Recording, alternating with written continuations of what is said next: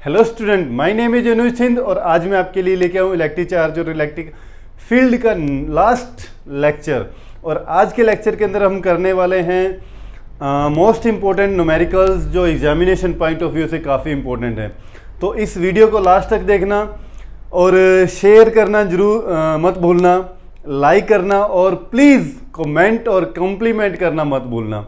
तो आते हैं आज के न्यूमेरिकल्स के ऊपर। तो न्यूमेरिकल्स, फर्स्ट न्यूमेरिकल क्या है? The electric field component in figure. अपने को एक फिगर दिया गया है, इस फिगर के अंदर कहता है जो इलेक्ट्रिक फील्ड है एक्स एक्सिस की तरफ, इलेक्ट्रिक फील्ड एक्स एक्सिस की तरफ कितना है? ई एक्स, मतलब एक्स एक्सिस की तरफ है electric field alpha x rays power 1/2। और बोलता है वाई एक्सिस और जेड एक्सिस की तरफ इलेक्ट्रिक फील्ड कितना है? 0 है। Only electric field x axis के अलोंग है। आफ्टर दैट क्या कहता है कि जो यहाँ पर इन्होंने अल्फा यूज किया हुआ, अल्फा की वैल्यू दी हुई है आपको, और इसके अंदर कहता है कैलकुलेट कीजिए फ्लक्स थ्रू द क्यूब। इस क्यूब से फ्लक्स मतलब कितनी इलेक्ट्रिक फील्ड लाइन बाहर निकल रही है, दैट इज फ्लक्स, वो अपने को कैलकुलेट करनी है। सेकेंड, इस क्यूब के अंदर चार्ज कितना है वो भी अपने को कैलकुलेट करना है। ठीक है, अगर अज्यूम दैट अगर उस क्यूब की जो साइड है, ए जो साइड उसने एज्यूम की हुई है, उसकी वैल्यू कितनी है? 0.1 मीटर है। ठीक है, तो यहाँ पर ध्यान रखने वाली जो कॉन्सेप्ट है, और ये मोस्ट इंपॉर्टेंट न्यूमेरिकल है, इसके अंदर ओनली अपने को जो इलेक्ट्रिक फील्ड दिया हुआ है एक्स एक्सिस के अलोंग है, एक्स एक्सिस के अलोंग, मतलब क्यूब के इन दोनों सरफेस के क्रॉस इलेक्ट्रिक फील्ड लाइन निकलेंगी, इलेक्ट्रिक फील्ड। ठीक है, ऊपर की तरफ या इस तरफ। ठीक है, इलेक्ट्रिक फील्ड क्या है? 0 है। स्पेशली उसने क्वेश्चन के अंदर अपने को मेंशन कर दिया कि वाई और जेड के क्रॉस इलेक्ट्रिक फील्ड 0। तो सबसे पहले तो ये अपने पास लेफ्ट सरफेस हो गया क्यूब का, ये अपने पास क्यूब का राइट सरफेस हो गया। ठीक है, तो सबसे पहले तो फ्लक्स निकालेंगे अपन लेफ्ट सरफेस की वजह से। अब फ्लक्स निकालने का फॉर्मूला क्या होता है? लेफ्ट सरफेस की अगर वजह से मैं फ्लक्स निकालूं तो फ्लक्स निकालने का फॉर्मूला क्या होता है? ई डॉट डी एस, ई डॉट डी एस। ठीक है, अच्छा, तो यहाँ पर वैल्यू निकालें अपन ई डॉट इलेक्ट्रिक फील्ड की वैल्यू। अगर मैं यहाँ पॉइंट रिमूव करूँ, डॉट प्रोडक्ट रिमूव करूँ तो लिखा जाएगा ई D S cos theta, E D S cos theta. Theta is the angle between electric field and area vector. तो लेफ्ट सरफेस के लिए इलेक्ट्रिक फील्ड की डायरेक्शन तो इस तरफ है ना, और एरिया वेक्टर, लेफ्ट सरफेस का एरिया वेक्टर किस तरफ होगा? इस तरफ, ds वेक्टर। ठीक है, तो दोनों के बीच में एंगल कितना हुआ? इलेक्ट्रिक फील्ड इस तरफ, एरिया वेक्टर इस तरफ, दोनों में एंगल कितना? 180। ठीक है, तो यहां पर 180 एंगल पुट करेंगे तो ये वैल्यू कितनी आएगी? ई डी एस कॉस 180, और कॉस 180 की वैल्यू कितनी होती है? -1। तो यहाँ से फाई एल की वैल्यू क्या आ जाएगी? ई किसके लिए? यहाँ पर लेफ्ट की अब बात चल रही है, लेफ्ट सरफेस की तरफ से electric field E D S, और यहाँ पर लग जाएगा माइनस। अब ई एल की वैल्यू निकालें यहाँ पर फ्लक्स निकालने के लिए। ठीक है, ई एल की वैल्यू क्या होगी यहाँ पर? ई एल की वैल्यू लेफ्ट सरफेस के लिए एक्स अपने को जनरल दिया हुआ है ना, E x is equal to कितना दिया हुआ है? Alpha x raise to power 1/2। तो ई एल की यहां से वैल्यू निकालो तो ई एल की वैल्यू क्या निकल जाएगी? अल्फा एक्स, एक्स होता है डिस्टेंस फ्रॉम ओरिजिन। ठीक है, लेफ्ट सरफेस का जो ओरिजिन से डिस्टेंस है वो कितना है? ए है। ठीक है, तो ये हो जाएगा ए रेज टू पावर 1/2। ठीक है, हाँ जी, तो ई एल की वैल्यू वो यहां पुट कर दो, minus alpha a raise to power 1/2। और डी एस क्या चीज होता है? डी एस होता है एरिया, एरिया वेक्टर था। ठीक है, और यहां पर अब अपने को डी एस की वैल्यू निकालनी है, तो कंप्लीट इसका देखो यहां पर होता है इंटीग्रेशन, इंटीग्रेशन। ठीक है, और जब आप इंटीग्रेशन करोगे डी एस का कंप्लीट, तो यहां पर उसकी साइड कितनी होगी बेटे? ए स्क्वेयर। एरिया निकालोगे ना, साइड ए दी हुई है, तो इस साइड का एरिया निकालोगे तो क्या हो जाएगा? साइड स्क्वेयर, जिसको आप क्या बोलते हो? ए स्क्वेयर बोलते हो आप। ठीक है, तो यहां पर इसको बोल देते हैं इक्वेशन नंबर 1। ये तो अपन ने फ्लक्स निकाल दिया थ्रू लेफ्ट सरफेस के लिए। ऐसे ही फ्लक्स निकालते हैं राइट सरफेस के लिए। ठीक है बेटे, तो राइट सरफेस के लिए फ्लक्स क्या होगा, फाई आर, राइट सरफेस के लिए सेम ऐसे ही है ना, ई वेक्टर डॉट, अब ई कौन सा, आर के लिए, E vector dot D S vector, dot product remove करोगे तो क्या लगेगा यहाँ पर, ई R D S cos theta. और राइट सरफेस के लिए देखो इलेक्ट्रिक फील्ड इस तरफ, एरिया वेक्टर भी इस तरफ, इलेक्ट्रिक फील्ड भी इस तरफ, एरिया वेक्टर भी इस तरफ, तो दोनों में एंगल कितना हो गया, 0। ठीक है, तो यहाँ पर वैल्यू cos 0 की वैल्यू कितनी होती है, 1। तो phi R is equal to E R D S cos 0, और cos 0 की वैल्यू होगी 1, तो फाई आर की वैल्यू कितनी होगी, ई आर डी एस। ठीक है, अब ई आर की वैल्यू निकालें, जैसे अपन ने ई एल की वैल्यू निकाली थी, यहाँ से ई आर की वैल्यू निकालें तो अपने पास ई आर की वैल्यू क्या आएगी, ई आर की वैल्यू अल्फा, हाँ जी एक्स की, अब एक्स डिस्टेंस फ्रॉम ओरिजिन, तो राइट सरफेस का ओरिजिन से डिस्टेंस कितना हो गया, a प्लस ए 2a, यही रहा ना, a प्लस ए 2a, तो 2a की पावर कितनी होगी, 1/2। तो ई आर की वैल्यू आ गई अपने पास, फाई आर की वैल्यू क्या होगी, अल्फा, हाँ जी 2a की पावर 1/2, और ऐसे ds की वैल्यू भी राइट सरफेस के लिए क्या होगी, सेम होगी, side square mean a square. तो ये अपने पास आ गया राइट सरफेस की तरफ से जो फ्लक्स निकल रहा है, इलेक्ट्रिक फील्ड लाइन। तो इस क्यूब की वजह से अपने को कैलकुलेट क्या करना है, टोटल फ्लक्स निकालना है इस क्यूब से। तो दोनों फ्लक्स को क्या कर देते हैं अपन, ऐड। ठीक है, तो अपने पास flux phi is equal to क्या आ जाएगा, phi L plus phi R, यही हो जाएगा। फाई एल और फाई आर की वैल्यू पुट करें अपन। ठीक है, तो ये राइट कर लीजिए, मैं इरेज करने लगा हूँ इसको क्योंकि यहाँ पर स्पेस की थोड़ी शॉर्टेज है, तो क्वेश्चन इरेज कर रहा हूँ मैं। हाँ जी, तो हाँ जी देखो phi is equal to, phi L की वैल्यू क्या अपने पास, मैं पहले फाई आर की वैल्यू लिख दूँ, प्लस माइनस आगे पीछे हो जाएगा। ठीक है, तो अल्फा 2a की power 1/2 into a square minus phi L, इसको मैं ऐसे भी लिख सकता हूँ ना, phi is equal to phi R plus phi L, आगे पीछे लिखने क्या फ़र्क पड़ता है प्लस के अंदर। ठीक है, तो फाई एल की वैल्यू माइनस में है तो क्या लिखा जाएगा यहाँ पे, प्लस माइनस क्या हो जाएगा, minus alpha A raised power 1/2 into a square.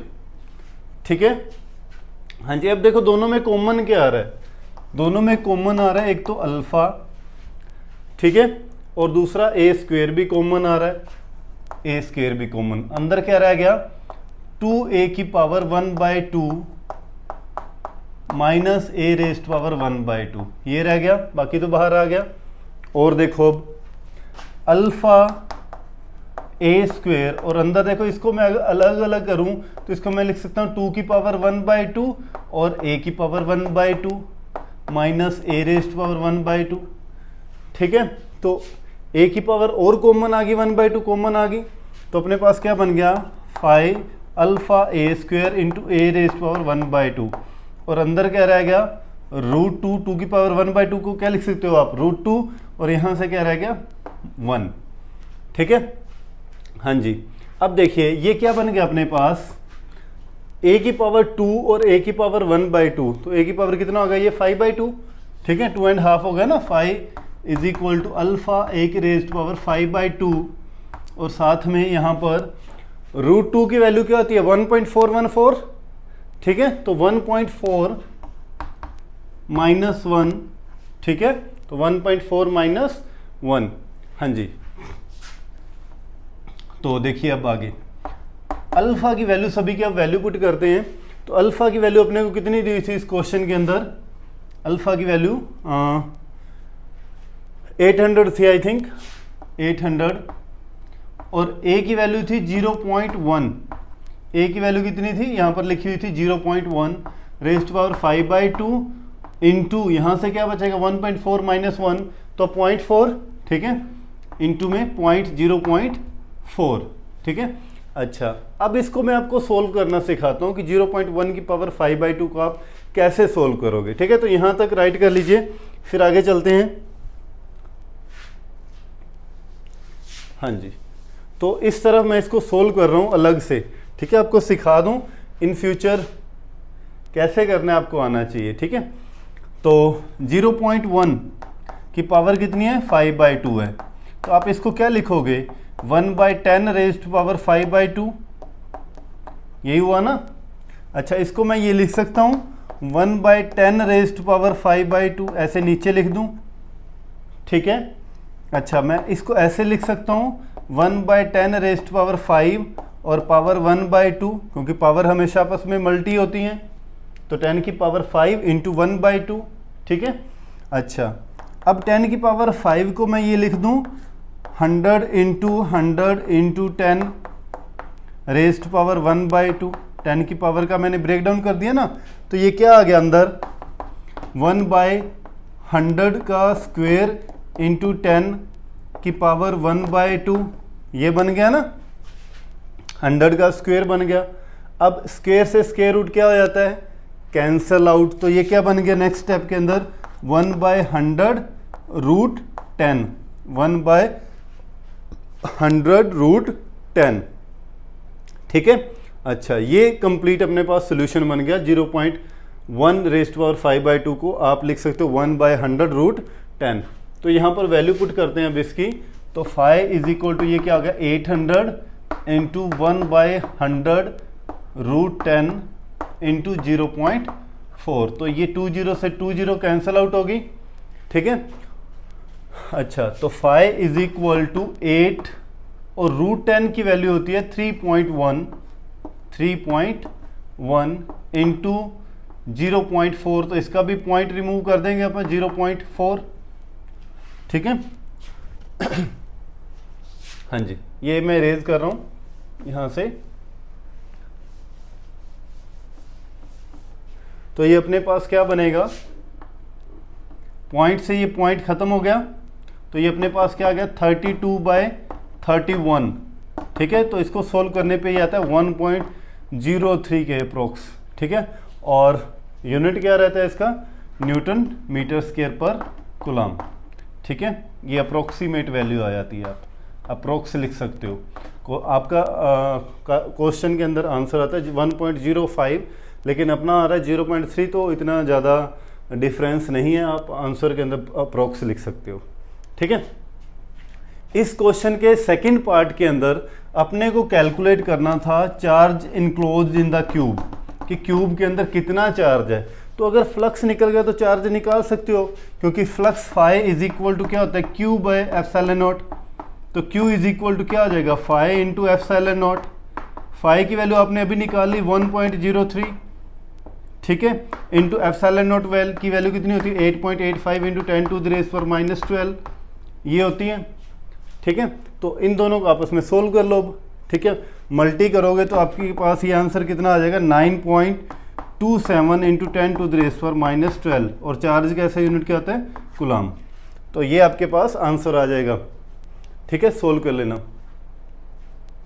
Question number second क्या कहता है, 2 पॉइंट चार्ज ऑफ +1 माइक्रोकूलम एंड +4 माइक्रोकूलम are kept 30 centimetre apart. How far from the +1 microcoulomb charge on the line joining the two charges will the net electric field be 0?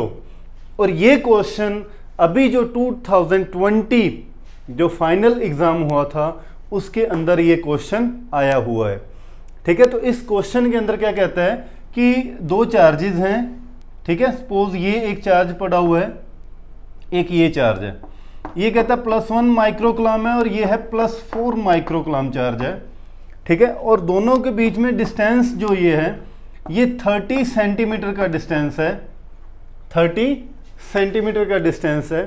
कहता है इसी line के ऊपर +1 माइक्रोकूलम से मैं कितना इस तरफ जाऊं कि इसी लाइन के ऊपर इलेक्ट्रिक फील्ड की वैल्यू क्या हो जाए, 0 हो जाए। मैं कितना इस तरफ जाऊं इसी लाइन के ऊपर कि इलेक्ट्रिक फील्ड की वैल्यू 0 हो जाए, ठीक है।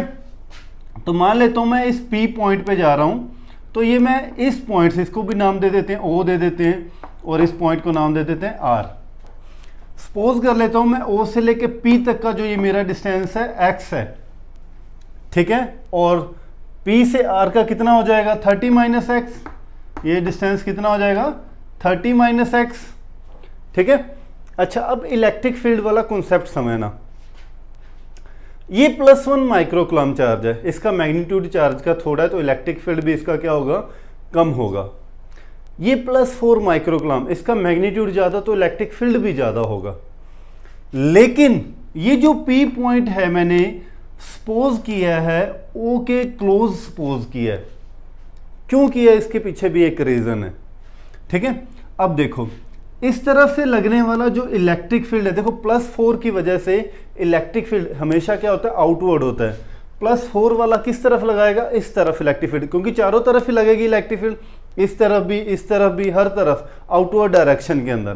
तो +4 वाला इस तरफ इलेक्ट्रिक फील्ड लगाएगा और ये +1 वाला इलेक्ट्रिक फील्ड इस तरफ लगाएगा।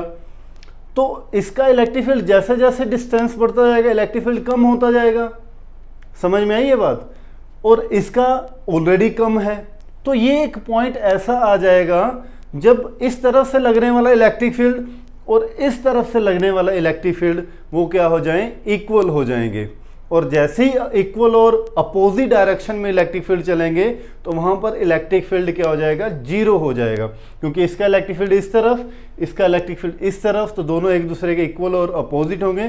तो नेट इलेक्ट्रिक फील्ड इस P पॉइंट पे 0 हो जाएगा। किस कंडीशन के अंदर, कि जब इलेक्ट्रिक फील्ड जो इस तरफ से लग रहा है +1 की तरफ वजह से लग रहा है जो, और इलेक्ट्रिक फील्ड जो +4 की वजह से लग रहा है वो क्या हो जाए, इक्वल हो जाएंगे इस P पॉइंट पे। उस कंडीशन के अंदर जाके नेट इलेक्ट्रिक फील्ड क्या हो जाएगा, 0 हो जाएगा। ठीक है, अब इनकी वैल्यू निकालते हैं। इलेक्ट्रिक फील्ड निकालने का फॉर्मूला क्या था अपने पास, KQ/R²।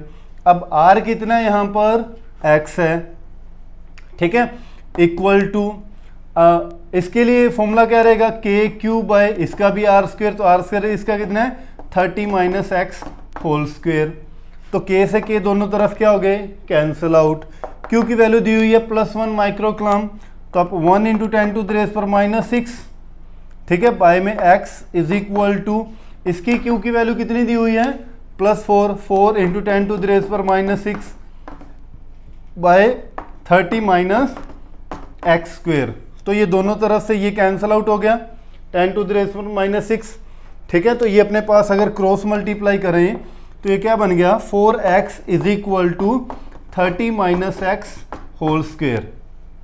ठीक है, 4x को आप क्या लिख सकते हो, 2x whole square is equal to 30 minus x whole square. तो स्क्वेयर से स्क्वेयर दोनों तरफ क्या हो गए, कैंसिल आउट हो गए। तो ये क्या आ गया, 2x is equal to 30 minus x, ये x इस तरफ आएगा तो 2x plus x is equal to 30। तो ये आ गया 3x इज इक्वल टू 30 और x की वैल्यू कितनी आ गई, 10। ठीक है, ये डिस्टेंस कितना आ गया, 10 आ गया। तो 10 सेंटीमीटर इस तरफ से जाएगा तो क्या हो जाएगा, इलेक्ट्रिक फील्ड 0 हो जाएगा। ठीक है, क्वेश्चन नंबर 3 क्या कहता है, consider a uniform electric field E is equal to 3 × 10⁻³ i cap newton per coulomb. तो यहाँ पर आई कैप जो उसने स्पेशली मेंशन कर दिया, आई कैप का मतलब होता है एक्स एक्सिस के लॉन्ग, और यहाँ पर अगर जे कैप होता तो वाई एक्सिस के लॉन्ग, और अगर के कैप होता तो जेड एक्सिस के लॉन्ग। उसने स्पेशली मेंशन कर दिया आई कैप। तो आई कैप क्या इंडिकेट कर रहा है यहाँ पर, कि जो इलेक्ट्रिक फील्ड है ओनली फॉर एक्स एक्सिस की तरफ है उसकी डायरेक्शन, कि इलेक्ट्रिक फील्ड जो है वो इस तरफ है एक्स एक्सिस के लॉन्ग। आगे क्या कहता है, calculate the flux of the field through the square. इस स्क्वेयर की जो क्या कहता है, स्क्वेयर जो है वाई जेड एक्सिस के पैरेलल है, जो कहता है स्क्वेयर है जिसकी साइड 10 सेंटीमीटर है, whose plane is parallel to y z plane, जिसकी जो साइड्स हैं वो वाई और जेड प्लेन के क्या है, पैरेलल हैं, और इसकी साइड कितनी है, 10 सेंटीमीटर है। तो इसके क्रॉस अपने को अब क्या निकालना है, इलेक्ट्रिक फ्लक्स निकालना है। ठीक है, तो फ्लक्स निकालने का फॉर्मूला अपने पास क्या होता है, phi is equal to EDS cos theta, EDS cos theta. इस कंडीशन के अंदर देखो इलेक्ट्रिक फील्ड इस तरफ है, ठीक है, और इसका एरिया वेक्टर भी इस तरफ ही होगा, तो थीटा की वैल्यू कितनी होगी, 0 होगी। ठीक है, तो एरिया वेक्टर भी इस तरफ ही होगा ना। जैसे ये शीट है, वाई और जेड के क्या है, पैरेलल है, तो इसकी डायरेक्शन किस तरफ होगी, वाई जेड के अगर पैरेलल है तो एरिया वेक्टर की डायरेक्शन एक्स एक्सिस के लॉन्ग होगी।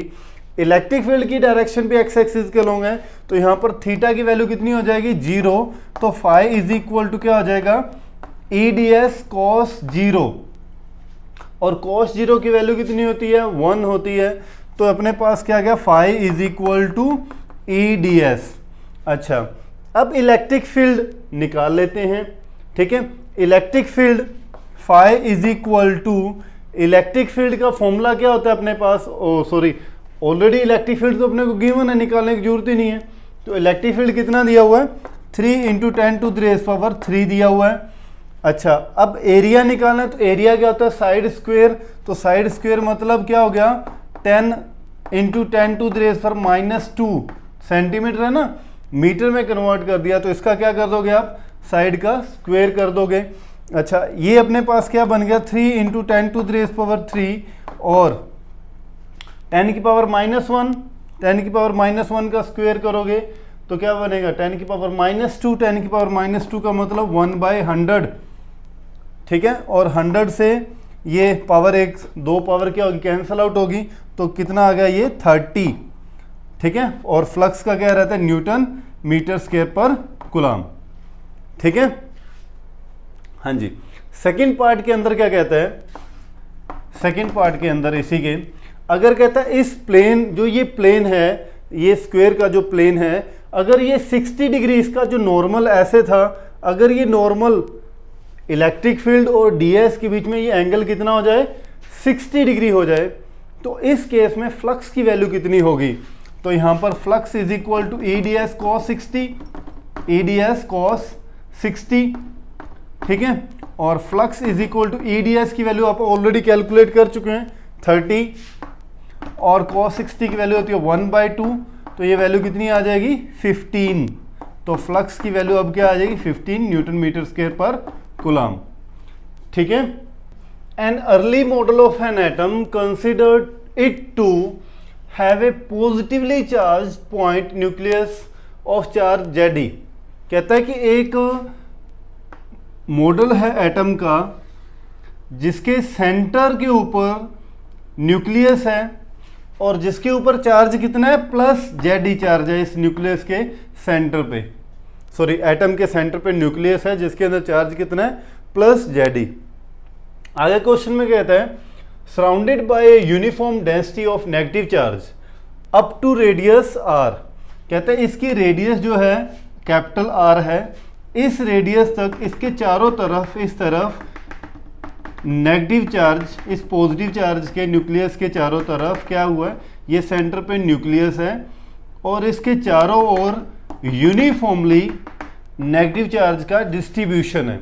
यूनिफॉर्मली वर्ड का मतलब क्या हुआ कि हर पॉइंट पे चार्ज की वैल्यू क्या रहती है, नेगेटिव है, मतलब डेंसिटी जो रहती है वो सेम रहती है। ये नहीं है कि यहाँ पर नेगेटिव चार्ज ज़्यादा होगा, इस पॉइंट पे नेगेटिव चार्ज कम होगा, यहाँ ज़्यादा होगा, यहाँ कम होगा, नहीं। यूनिफॉर्मली का मतलब होता है कि डेंसिटी हर पॉइंट पे चार्ज की क्या है, सेम है। ठीक है, अच्छा आगे क्या कहता है, the atom as a whole is neutral. Atom जो है वो इलेक्ट्रिकली न्यूट्रल है, क्योंकि जितना उसके अंदर पॉजिटिव चार्ज है उतना ही उसके अंदर नेगेटिव चार्ज भी है, जिस वजह से एटम इज इलेक्ट्रिकली न्यूट्रल। आगे कहता है for this model what is the electric field at A distance r from the nucleus. कहता है एक डिस्टेंस r है, ठीक है, ये स्मॉल r सपोज डिस्टेंस है, इस डिस्टेंस r तक, इस डिस्टेंस r पे अपने को इलेक्ट्रिक फील्ड निकालना है। ठीक है, तो इस पॉइंट पे अपने को इलेक्ट्रिक फील्ड निकालना है। अच्छा, इस क्वेश्चन को करने से पहले इसके साथ साथ दो कंडीशन और मैं आपको करवाता हूँ। ये क्वेश्चन दो कंडीशन और में कैसे आ सकता है। ठीक है, तो इस सोल्यूशन के साथ साथ आप ये सोल्यूशन भी कर लेना, क्योंकि ये क्वेश्चन में थोड़ा सा चेंज शायद और भी आ जाए।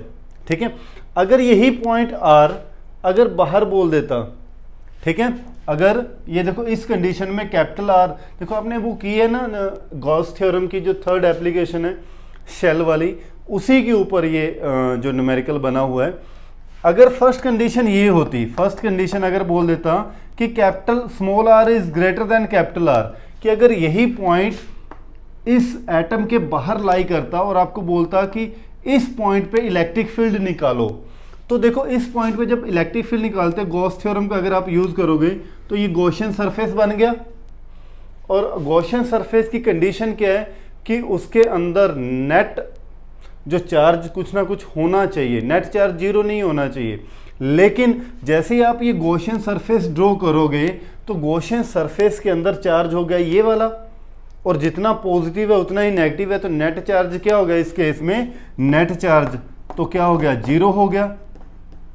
और नेट चार्ज जीरो होते ही फ्लक्स जीरो, और फ्लक्स जीरो होते ही इस पॉइंट पे इलेक्ट्रिक फील्ड जीरो। तो कहने का मतलब है कि अगर आर पॉइंट इस एटम से बाहर लाई करेगा तो इसके ऊपर इलेक्ट्रिक फील्ड क्या रहेगा, जीरो रहेगा, क्योंकि इसके अंदर नेट चार्ज की वैल्यू क्या है, जीरो। जितना पॉजिटिव उतना ही नेगेटिव, तो net charge zero, net charge zero होते ही फ्लक्स जीरो, और फ्लक्स जीरो होते ही इलेक्ट्रिक फील्ड जीरो। ठीक है, यही क्वेश्चन सेकंड इस वे के अंदर आता, when small R is equal to capital R. अगर यही पॉइंट इसके एटम के सरफेस के ऊपर लाई करता तो कहता है इस पॉइंट पे अब आपको क्या निकालना है, इलेक्ट्रिक फील्ड निकालना है इस पॉइंट पे। ठीक है, तो अगर मैं गॉसियन सरफेस ड्रॉ करूंगा तो वो इसके सरफेस के ऊपर ही गॉसियन सरफेस ड्रॉ किया जाएगा। ठीक है, अब इस गॉसियन सरफेस के अंदर नेट चार्ज इस कंडीशन में भी क्या है, जीरो है, क्योंकि इस गॉसियन सरफेस के अंदर चार्ज तो वही है, जितना पॉजिटिव उतना ही नेगेटिव, तो नेट चार्ज अब फिर से क्या हो गया, नेट चार्ज क्यू की वैल्यू क्या होगी, जीरो होगी, और क्यू की वैल्यू जीरो होती फिर से इलेक्ट्रिक फील्ड जीरो।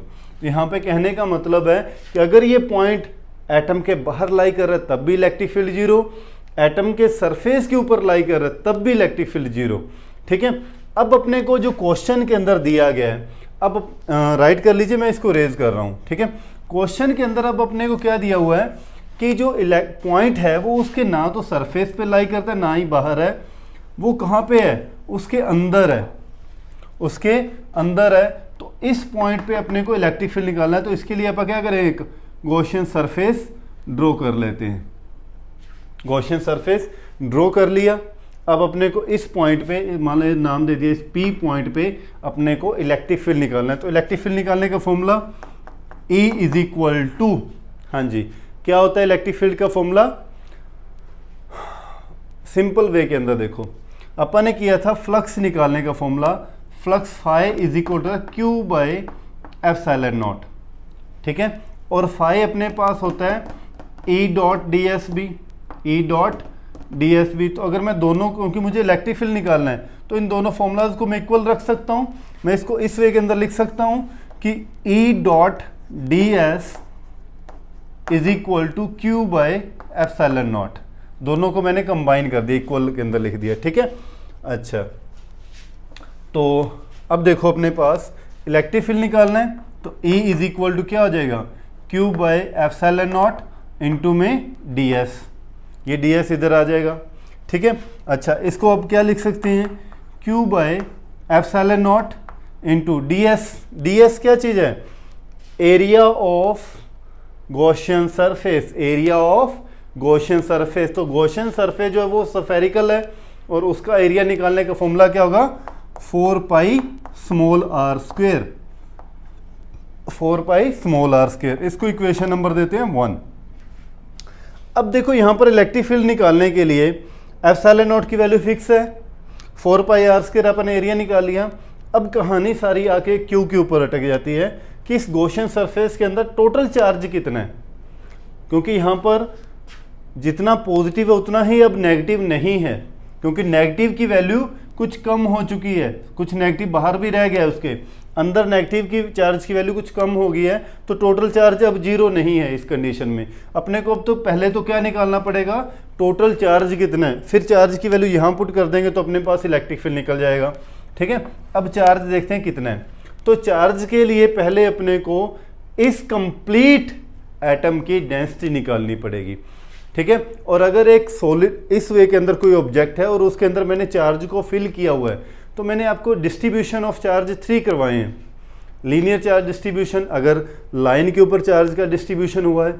दूसरी सरफेस चार्ज डिस्ट्रीब्यूशन, अगर किसी बॉडी के सरफेस के ऊपर चार्ज का डिस्ट्रीब्यूशन हुआ है। और थर्ड वॉल्यूम चार्ज डिस्ट्रीब्यूशन, अगर बॉडी के अंदर चार्ज का डिस्ट्रीब्यूशन है। अब बॉडी के अंदर चार्ज का डिस्ट्रीब्यूशन है तो कौन सी लगेगी, वॉल्यूम डिस्ट्रीब्यूशन यहाँ पर होगा। तो जिसको अपन रो से रिप्रेजेंट करते हैं, रो इज इक्वल टू क्या होता है, Q by V, D Q by D V, ठीक है। तो यहाँ पर Q बाई वी की वैल्यू, वॉल्यूम क्या होता है 4/3 pi R cube, 4/3 pi R cube. Complete निकाल रहे हैं ना, तो कंप्लीट की रेडियस कितनी है, कैपिटल आर है। अच्छा Q की वैल्यू क्या है यहाँ पर, Q की वैल्यू किसकी डेंसिटी निकाल रहे हैं अपन, नेगेटिव चार्ज की डेंसिटी निकाल रहे हैं। और नेगेटिव चार्ज कहता है जितना पॉजिटिव कितना है प्लस जेड, तो नेगेटिव कितना होगा माइनस जेड। तो इसकी वैल्यू कितनी होगी, Q की वैल्यू माइनस जेड, ठीक है। अच्छा ये क्या आ गया अपने पास, रिवर्स हो जाएगा। तो ये -3 Z by 4 pi R square, sorry R cube, ठीक है। अच्छा ये आ गई डेंसिटी, इस नेगेटिव चार्ज की डेंसिटी आ गई जो हर पॉइंट पे क्या है, यूनिफॉर्म है, सेम है।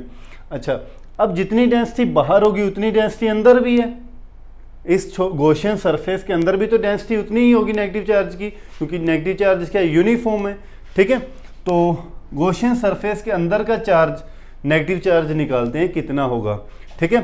तो डेंसिटी इज इक्वल टू, हाँ जी, नेगेटिव चार्ज जिसको मैं Q से रिप्रेजेंट कर देता हूँ, ठीक है, अपॉन इसका ही volume 4/3 pi small R cube. अब वही वॉल्यूम चार्ज डिस्ट्रीब्यूशन वही लगाया मैंने, rho is equal to Q by V, rho is equal to Q by V. अब V कितना है, वॉल्यूम कितना है, गॉसियन सरफेस का स्फीयर है ना, 4/3 पाई स्मॉल आर क्यूब। तो यहाँ से अपने को Q की वैल्यू निकालनी है कि इसके अंदर नेगेटिव चार्ज कितना है, ये नेगेटिव चार्ज है Q, ठीक है। तो Q की वैल्यू क्या होगी, डेंसिटी तो सेम ही है, density into 4/3 pi R cube. तो Q की वैल्यू क्या होगी, rho into 4/3 pi R cube. तो रो की वैल्यू ये निकाली, यहाँ पुट कर दें अपन, ठीक है। तो ये मैं क्वेश्चन इरेज कर रहा हूं, हाँ जी। तो देखो क्या कह रहा है, Q इज इक्वल टू, रो की वैल्यू कितनी है अपने पास, ये रही -3 ZE by 4 pi R cube into, अच्छा 4/3 pi small R cube, small R cube cancel out, क्या हो गया 4 से 4, 3 से 3, पाई से पाई कैंसल आउट। तो Q इज इक्वल टू कितना आ गया, -ZE, हाँ जी, small R cube by capital R cube. ये आ गया नेगेटिव चार्ज। ये कौन सा चार्ज आया है, नेगेटिव चार्ज गॉसियन सरफेस के अंदर। अब गॉसियन सरफेस के अंदर टोटल चार्ज, अपने को यहाँ पर क्या निकालना था, टोटल चार्ज। ये Q जो है वो Q टोटल है, नेट चार्ज अपने को निकालना है, ठीक है। ये चार्ज क्यों आया है, ओनली नेगेटिव चार्ज आया है। तो एक अब गॉसियन सरफेस के अंदर टोटल चार्ज कितना हो गया, टोटल चार्ज Q टोटल कितना हो गया, ये total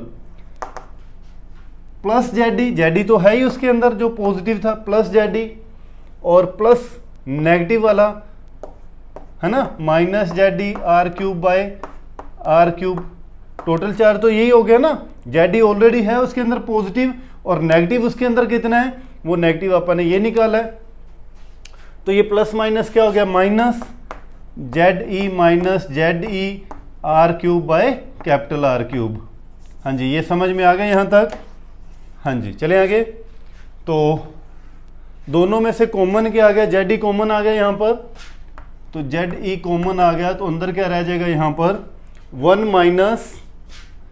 minus R cube by capital R cube, small R cube by capital R cube. अच्छा ये क्या आ गया अपने पास, Q टोटल आ गया, क्या आ गया ये Q टोटल। अब इस Q की वैल्यू अपने को निकालना क्या था, इलेक्ट्रिक फील्ड। Q टोटल की वैल्यू यहाँ पुट कर दो।